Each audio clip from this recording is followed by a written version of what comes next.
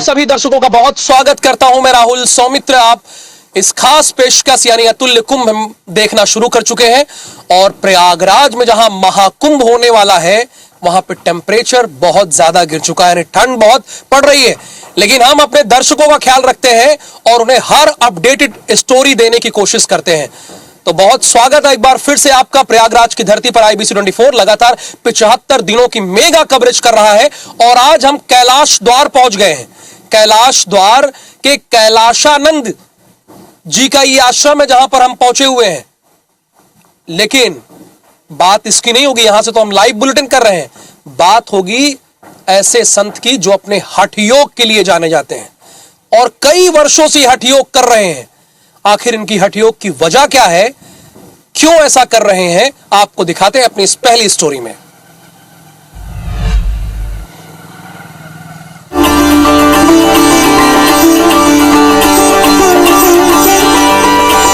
कुंभ आस्था की पावन भूमि है। प्रयागराज में श्रद्धा का संगम होने जा रहा है, तो धर्म की इस धरती पर एक से बढ़कर एक संतों का समागम होगा।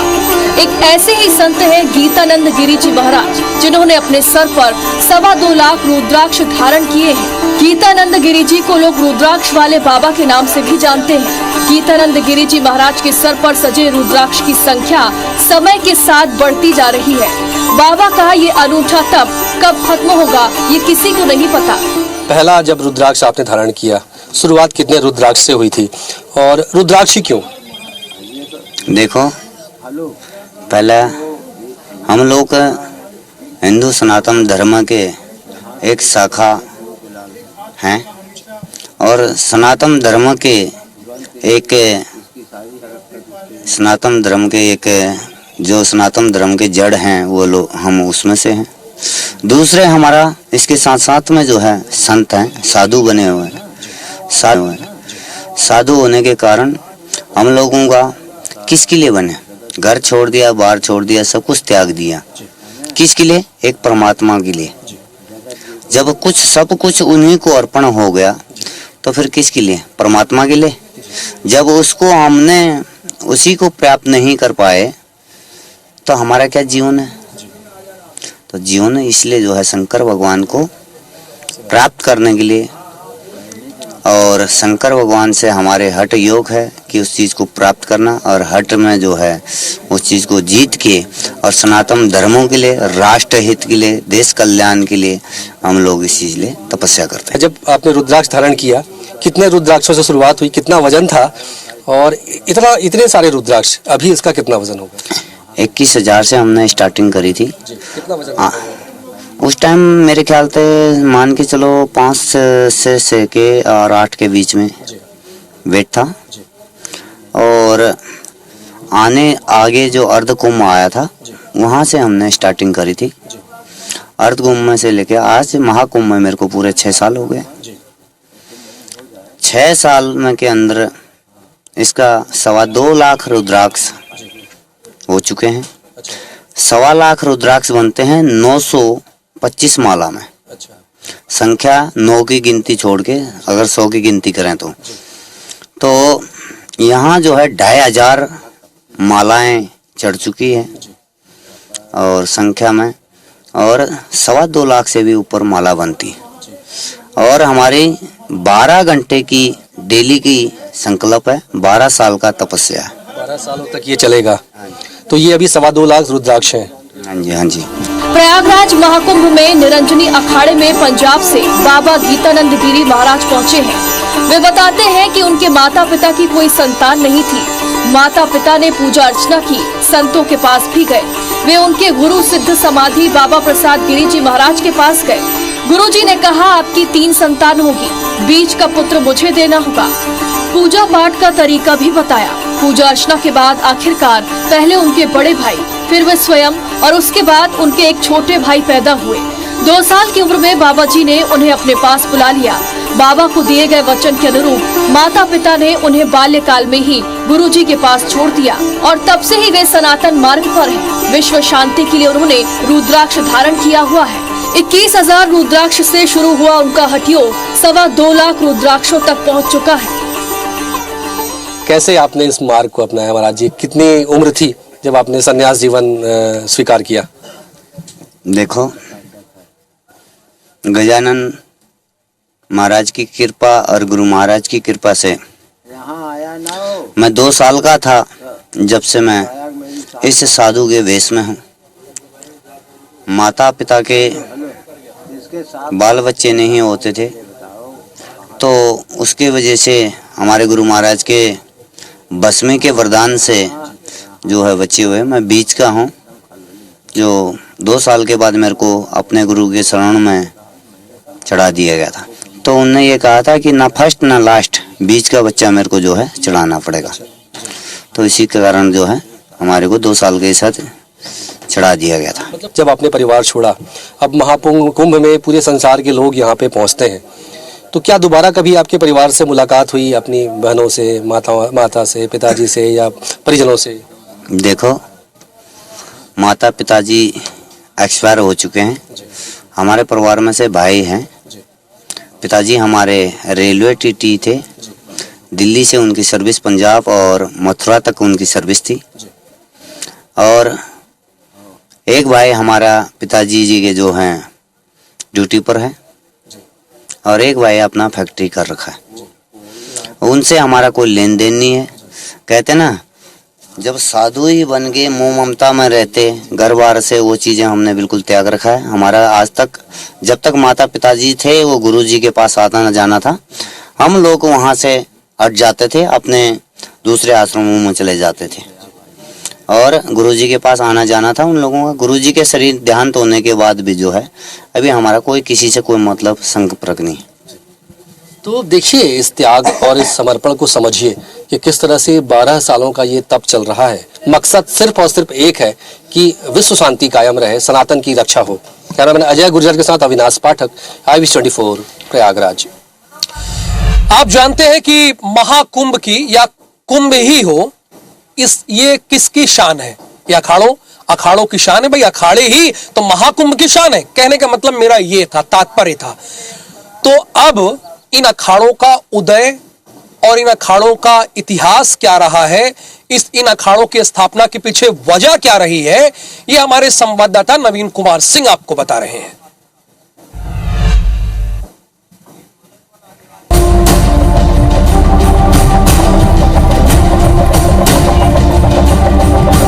प्रयागराज महाकुंभ में अखाड़ों ने अपनी मौजूदगी दर्ज करा दी है।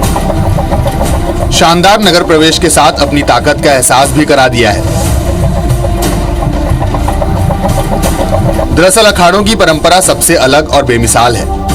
अखाड़ों का शानदार और ऐतिहासिक अतीत है। फिलहाल ये कह पाना सनातनी विद्वानों के लिए भी बेहद मुश्किल होगा कि सारे अखाड़ों में कौन सा अखाड़ा बेहतर है। खैर, विद्वान ये बताते हैं कि जब मुगलों ने सनातन धर्म को खत्म करने की कोशिश की, तब आदि गुरु शंकराचार्य के एक आह्वान पर साधु सन्यासियों की फौज खड़ी हो गई। विधर्मियों से हजारों बार साधुओं के 2-2 हाथ हुए। सन्यासियों ने अपने तलवार, भाले और लाठियों से मुगलिया सल्तनत की नींव हिला डाली थी। मुगल अपने पैर पीछे खींचने को मजबूर हुए और फिर सनातन मुगलिया बेड़ियों से आजाद हुआ। जब हमारा मुगल कालीन शासन था, उस समय अखाड़ों के नागाओं ने अपना बलिदान दिया है। सनातन की परंपरा लुप्त हो रही थी। उस समय जितने भी हमारे संत महात्मा थे, जितने नागा थे, उन्होंने ही गैर हिंदुओं से लड़ाई लड़ी है और अपने सनातन की रक्षा की है। ऐसे भी जो हमारे अखाड़े हैं, उनकी परंपरा रही है। जो भी हमारे हिंदू राजा होते थे, हमेशा उसका सहयोग करते थे। जब भी जंग होती थी, हमारे नागा जंग में हिस्सा लेते थे, क्योंकि जो हमारे नागा है, उनके पीछे आगे पीछे कोई नहीं था। और जब एक नागा जंग करता है, वो फिर आर पार की जंग लड़ता है। इसीलिए जंग में सबसे ज्यादा नागाओं को ही लिया जाता था। ऐसा हमारा इतिहास है, ऐसी हमारी परंपरा है। अखाड़ों ने सनातन की रक्षा करने का जो संकल्प 12वीं सदी में लिया था, वो आज भी उनकी परंपरा का अटूट हिस्सा है। जानकार ये बताते हैं कि सनातन की रक्षा करने के लिए सबसे पहले जूना अखाड़ा आया, लेकिन आज दुनिया की सनातन संस्कृति के लिए 13 अखाड़े काम कर रहे हैं। इनमें पंचायती अखाड़ा महानिर्वाणी दारागंज प्रयाग, श्री पंच अटल अखाड़ा चैक हनुमान वाराणसी, श्री पंचायती अखाड़ा निरंजनी दारागंज प्रयाग, श्री तपोनिधि आनंद अखाड़ा पंचायती त्र्यंबकेश्वर नासिक, श्री पंच दशनाम जूना अखाड़ा श्री पंचदशनाम आह्वान अखाड़ा, श्री पंचदशनाम पंच अग्नि अखाड़ा, श्री दिगंबर अनि अखाड़ा, श्री निर्वाणी आनी अखाड़ा, श्री पंच निर्मोही अनि अखाड़ा, श्री पंचायती बड़ा उदासीन अखाड़ा, श्री पंचायती अखाड़ा नया उदासीन, श्री निर्मल पंचायती अखाड़ा शामिल हैं। ये वो अखाड़े हैं जिन्होंने आज भी सनातन का अस्तित्व बचा रखा है। ये अखाड़े न सिर्फ धर्म की रक्षा के लिए लड़ रहे हैं, बल्कि सामाजिक जिम्मेदारियों को निभाते हुए स्कूल और कॉलेज भी चला रहे हैं। मैं बचपन से ही अवध प्रांत में पढ़ने के लिए आया। कक्षा 6 से ही मैंने अवध धाम में रह करके गुरुओं के बीच में शिक्षा को प्राप्त किया। शिक्षा प्राप्त करते करते हमने इस समय शास्त्री के मैं चतुर्थ सेमेस्टर का छात्र हूँ, जो कि इस आचार्यवत को करते हुए यज्ञ के कराते हुए सनातन धर्म के ध्वजाओं को जा करके देश विदेश में फैलाने का कार्य किया जा रहा है। जहाँ तक अपनी बस चलती है, सनातन धर्म को प्रचार प्रसार करके धर्म के माध्यम से तन मन धन की सेवा को लगाते हुए सनातन धर्म को आगे बढ़ाने का कार्य हो रहा है। हम लोग ये जो पढ़ाई करते हैं, इसमें हम लोग अपना तो कल्याण करते ही हैं, साथ में पूरे समाज का करते हैं। ये हम लोग का जो कार्य है बहुत ही अच्छा है और हम ऐसा मानते हैं कि अच्छे अगर विद्वान हो तो संसार में इससे बढ़िया कोई कार्य हो ही नहीं सकता। फिलहाल प्रयागराज कुंभ के जरिए अखाड़ों ने फिर अपने वजूद को साबित किया है।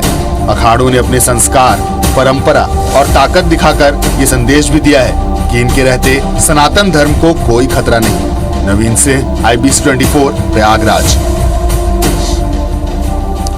तो आपने अखाड़ों के इतिहास के बारे में हमारी स्टोरी के जरिए जाना और समझा। अब आपको बताते हैं कि इस महाकुंभ में इस बार भव्यता का ऐसा स्वरूप दिया गया है कि तमाम 5 स्टार वाले होटल भी अगर एक दिन का किराया उसका सुने तो चकित हो जाए कि क्या एक दिन का किराया इतना होता है। ये एक डोम सिटी है, तकरीबन 44 डोम सिटी यहां बनकर तैयार की जाएंगी। इसके पीछे वजह क्या है, इसका कॉस्ट क्या है, कैसे आप रुक सकते हैं, कैसे यहां पर आ सकते हैं, ये सब कुछ हमारी टीम आपको बता रही है।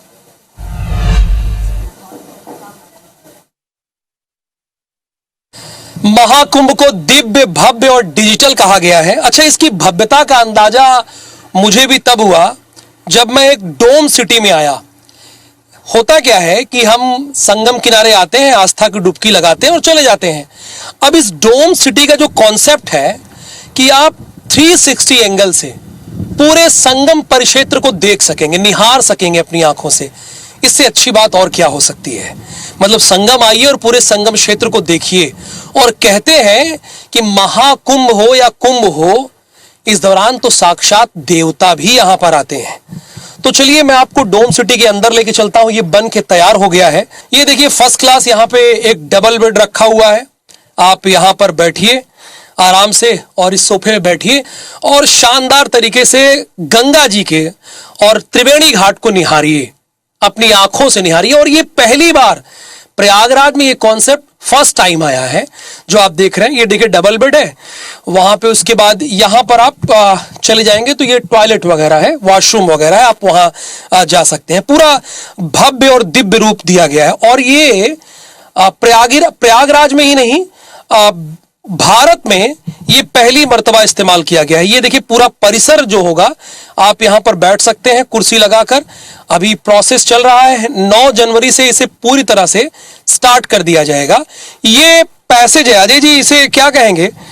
मुझे लगता है कि ये आपका बैल्कनी वाला एरिया है। आप यहां बैठिए, देखिए यहां पर आप बैठे हैं, चाय पी रहे हैं, बात कर रहे हैं अपने परिवार के लोगों से और लोग, और उसके बाद संगम तट को निहार रहे हैं। ऐसे 40 से ऊपर डोम बन के तैयार होंगे। ये 5 मार्च तक आप यहां पर आ सकते हैं, 5 मार्च तक की व्यवस्था है। ये ठीक बगल में भी आप डोम देख रहे हैं, ऐसे ही है जैसे ये बन के तैयार हुआ है, ठीक इसी तरह से ये दूसरा डोम है जो आप देख रहे हैं। और ऐसे तकरीबन जो मैंने बताया कि 40 डोम बनकर यहां, या इससे ज्यादा 40 या 44 डोम बनकर यहां पर तैयार होंगे। ये जहां तक 1200 स्क्वायर फीट में बना हुआ है, ये 1200 स्क्वायर फीट का परिसर है। आप यहां पर रहिए, बुक कराइए। इसका किराया क्या है ये जानेंगे जो यहाँ के ऑनर हैं, जो यहाँ की आर्किटेक्ट हैं, उनकी क्या प्लानिंग था, उन लोगों से इसे समझने की कोशिश करते हैं। अगर हमें यहाँ बुक करना हो, मध्य प्रदेश, छत्तीसगढ़ या किसी और राज्य से हो, तो हम कैसे बुक करें और इसका क्या किराया आप लोगों ने रखा है? जी, आप बुकिंग हमारी ऑफिशियल वेबसाइट है evolife.co.in, आप वहाँ से भी बुकिंग कर सकते हैं। उसके बाद में जो टूरिज्म डिपार्टमेंट की ऑफिशियल वेबसाइट है उस पर भी हमारा evolife करके है, तो आप वहाँ से भी बुकिंग कर सकते हैं। या अगर आप यहीं आसपास है और अगर आप साइट पे आते हैं तो आप ऑफलाइन बुकिंग भी कर सकते हैं। इसका आपने किराया कितना रखा है? जी, जो हमारे नॉन ऑस्पिशियस डेज है, जो पर्व के दिन नहीं है, उसमें 81,000 है।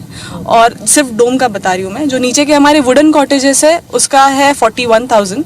जो हमारे स्वीट्स है उसका 41,000 है। जो हमारे छोटे कॉटेजेस है उसका 25,000 है। और जो पर्व के दिनों में उसमें कोई भी आएगा तो उनको मिनिमम 3 to 4 डेज का बुकिंग करना पड़ेगा, क्योंकि गाड़ियाँ अलाउड नहीं होती, तो इसीलिए उनको एक दिन पहले और 2 दिन शायद बाद में जाना पड़े, उस हिसाब से आपको उनको बुकिंग करनी पड़ेगी। तो उस दिन का जो डोम का रेंट है वो है 1 लाख। तो आपने देखा कि किस तरह से डोम सिटी में आपको एक दिन रुकने के लिए लाखों रुपए खर्च करना होगा। अब देखिए, जब इतनी बड़ी संख्या में लोग आ रहे हैं तो महाकुंभ में सबसे अहम चीज क्या हो जाती है बताइए? स्वच्छता ना।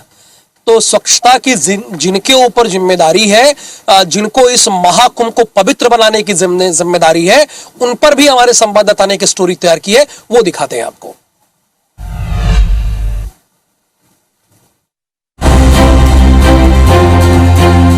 प्रयागराज में 2025 में सिर्फ महाकुंभ नहीं बल्कि स्वच्छ महाकुंभ आयोजित होने जा रहा है। इसके लिए पूरे कुंभ क्षेत्र में तकरीबन 1.5 लाख बायो टॉयलेट्स स्थापित किए जाएंगे। सरकार की मंशा है कि 2025 का महाकुंभ पूरी तरह खुले में शौच मुक्त हो। ऐसे में 4,000 हेक्टेयर में स्थापित किए जाने वाले पूरे कुंभ क्षेत्र को 25 सेक्टर्स में बांटकर स्वच्छता सुनिश्चित की जा रही है। 1,60,000 शौचालय, हजारों डस्टबिन, 40 कॉम्पैक्टर्स और 150 टिपर गाड़ियों से मेला क्षेत्र को स्वच्छ रखने की तैयारी है। साफ सफाई के लिए 11,000 सफाई कर्मी और 1,100 गंगा सेवकों की नियुक्ति भी की गई है। हजारों स्वयं सेवकों को भी स्वच्छता के इस मिशन से जोड़ा जा रहा है। खास बात यह है कि QR कोड से पूरी सफाई व्यवस्था की मॉनिटरिंग भी की जाएगी। वहाँ से झाड़ू लगाते हैं, डस्टबिन हो गई तो डस्टबिन खाली करते हैं, कचरा वचड़ा हो गया जो इधर उधर पड़ा है उसको इकट्ठा करके वही डस्टबिन में डालते हैं। ऐसे ही सब काम करते रहते हैं, झाड़ू वाड़ू लगाते हैं। और फूल वूल होता है तो छन्ना होता है तो उसी से छान के ऊपर लेते हैं। नदी की सफाई एक महत्वपूर्ण जिम्मेदारी है। जी सर। कैसे साफ करते हैं उसको? बस ऐसे मतलब लग्गा बना रखते हैं, तो जैसे फूल हो गया ये सब हो गया तो उसको ऐसे छान के और बस फिर डस्टबिन में पलट लेते हैं। फिर कचरा वाली गाड़ी आती है उसी में डाल लेते हैं। प्रयागराज में सनातन धर्म के सबसे बड़े आयोजन महाकुंभ को लेकर योगी सरकार ने तकरीबन 2,500 करोड़ का बजट तय किया है। इसमें पूरे कुंभ क्षेत्र को अभेद करने के साथ ही साफ सफाई को लेकर भी तगड़े इंतजाम किए जा रहे हैं। सरकार कुंभ क्षेत्र में स्वच्छता को लेकर 300 करोड़ से ज्यादा खर्च करने जा रही है। इसके लिए 52,000 से ज्यादा सामुदायिक शौचालय, 73,000 से ज्यादा शौचालय और 20,000 से ज्यादा पब्लिक यूरिनल है। इसकी मॉनिटरिंग के लिए QR बेस्ड सिस्टम भी शुरू किया जा रहा है। प्लान के तहत किसी भी टॉयलेट में लगे QR कोड को स्कैन करते ही उसमें आप कंप्लेंट दर्ज कर सकेंगे। गंगा सेवक भी टॉयलेट की साफ सफाई की निगरानी करते हुए QR कोड के जरिए फीडबैक भेजेंगे। कंप्लेंट मिलते ही तुरंत स्वच्छता कर्मी संबंधित टॉयलेट की सफाई करेंगे। खास बात यह है कि इस बार toilet jet spray cleaning system से लैस होगा, जिससे कम पानी में ही प्रेशर से पूरे टॉयलेट को साफ किया जा सकेगा। मेला प्रबंधन के पास पौष पूर्णिमा से महाशिवरात्रि तक 45 दिनों के इस महाआयोजन में स्वच्छता को बरकरार रखना एक बड़ी चुनौती है। इसके लिए अभी से ही तैयारियों को अमली जामा पहनाना शुरू कर दिया गया है। इस बार के महाकुंभ की टैगलाइन स्वच्छ महाकुंभ है और यही वजह है कि कुंभ मेले के दौरान पूरे 45 दिनों तक प्रयागराज को स्वच्छ रखना प्रशासन के लिए, शासन के लिए एक बड़ी चुनौती है। और यही वजह है कि इस बार पूरी तरह से प्लान वे पर यहाँ पे काम किया जा रहा है। एक बड़ी व्यवस्था जो है, एक बड़ी तैयारी है वो सफाई की है कि कैसे इस प्रयागराज को स्वच्छ रखा जाए। आपको जानकर हैरत होगी कि इस बार मेला परिसर में 1.5 लाख से भी अधिक बायो टॉयलेट्स बनाए जा रहे हैं और इन बायो टॉयलेट्स में सफाई के लिए भी बेहद हाईटेक सिस्टम अपनाया जाएगा। पहले ये देखिए तस्वीरें कि किस तरह से ये टॉयलेट्स अलग अलग लगाए जा रहे हैं और इंस्टॉलेशन का काम अभी चल रहा है। कि ये देखिए किस तरह से ये आपको लाइन से ऐसे बायो टॉयलेट्स जो हैं वो नज़र आएंगे और ये अलग अलग के बायो कलर के जो बायो टॉयलेट्स हैं इसमें महिलाओं के लिए और पुरुषों के लिए अलग अलग व्यवस्था की गई है ताकि दिक्कतें ना हो। और इस बायो टॉयलेट में क्या हाईटेक सिस्टम है ये भी मैं आपको बताने जा रहा हूँ। हर एक बायो टॉयलेट के बाहर आपको एक QR कोड नज़र आएगा और उस QR कोड को स्कैन करने के बाद आपको सिर्फ उसमें हाँ या ना में जवाब देना है, यानी कि आपके टॉयलेट की सफाई हुई है कि नहीं है, पानी आ रहा है या नहीं आ रहा है, और कोई समस्या है तो नहीं। उस QR कोड को स्कैन करने के बाद जैसे ही आप रिपोर्ट सबमिट करेंगे तो वो सारा फीडबैक पहले उत्तर प्रदेश शासन के बाद और उसके बाद संबंधित वेंडर के पास जाएगा। उसके बाद फिर सारे जो आपके जो प्रॉब्लम्स हैं वो यहाँ पे सॉल्व हो जाएंगे। सफाई कर्मी जो है यहाँ पे आएंगे और सफाई करेंगे। इसके अलावा मैं आपको बता दूँ कि सफाई की मॉनिटरिंग करने के लिए 11,000 से अधिक सफाई कर्मी जो है वो तैनात किए गए हैं जो इन बायो टॉयलेट्स की सफाई करेंगे। और इसके साथ ही साथ मैं आपको ये भी बता दूं कि लगभग 1500 गंगा सेवक दूत हैं जो कि हर दिन सुबह और शाम इन बायो टॉयलेट्स की निगरानी करेंगे, ऐप में दिए गए सवालों का जवाब देंगे, फीडबैक देंगे और उसके बाद फिर सबमिट करने के बाद जो टॉयलेट्स हैं उनकी सफाई होगी। तो ये तो हाईटेक इसलिए है क्योंकि इस बार पूरी तरह से सेसफुल टेक्नोलॉजी से ये जो टॉयलेट्स हैं उनको साफ करने की व्यवस्था की गई है। जेट स्प्रे क्लीनिंग सिस्टम होगा जिसके जरिए बेहद प्रेशर के साथ बेहद कम पानी में, आमतौर पर जैसे एयरपोर्ट्स में या रेलवे स्टेशनों में सफाई की जो व्यवस्था होती है ठीक वैसी ही व्यवस्था आपको जेट सिस्टम से यहाँ पे मिलेगी, जिसके जरिए टॉयलेट्स जो है पूरी तरह से साफ हो जाएंगे। मैनुअल सफाई नहीं होगी, मशीनों के जरिए सफाई होगी। टैंक लगाए गए हैं जिसको सेसफुल टेक्निक से उन टैंक्स को दूसरी जगह पे खाली किया जाएगा और उसके बाद फिर उसको रिसाइकल किया जाएगा। तो कुल मिलाकर पूरी तरह से हाईटेक तरीके से इस बार टॉयलेट्स और यूरिनल को यहाँ पे इंस्टॉल किया जा रहा है। स्वच्छता की पूरी गारंटी दी जा रही है, यानी कि आमतौर पर मेले में जिस तरह की गंदगी का सामना, जिस तरह की शर्मिंदगी का सामना श्रद्धालुओं को करना पड़ता है तो वो इस बार आपको कुंभ मेले में नजर नहीं आएगा। पूरी तरह से प्रयागराज स्वच्छ और स्वस्थ नजर आएगा और महाकुंभ में इस बार पूरी तरह से प्रयागराज को स्वच्छ रखने की तैयारियां पूरी हो चुकी है। कैमरामैन अजय गुर्जर के साथ अविनाश पाठक, IVS24 प्रयागराज। मैं अपने कैमरा पर्सन अजय गुर्जर से गुजारिश करूंगा कि ये भव्य और दिव्य ये जो शिविर बन रहा है जरा इसको दिखाएं। मैं अब सोच रहा हूं कि मैं इसको क्यों दिखा रहा हूं। इसको बनाने के पीछे मजदूरों की अथक मेहनत है, उन्हें यहां रोजगार भी मिल रहा है और ये भव्य दिव्य शिविर हो या कोई टेंट हो या अखाड़ा हो, इसको बनाने का काम इन मजदूर के कंधों पे है जो काम कर रहे हैं। इन्हें रोजगार तो मिल ही रहा है। इस पर आधारित हमारे संवाददाता संदीप कुमार तिवारी ने एक स्टोरी तैयार की है जो आपको जरूर देखनी चाहिए।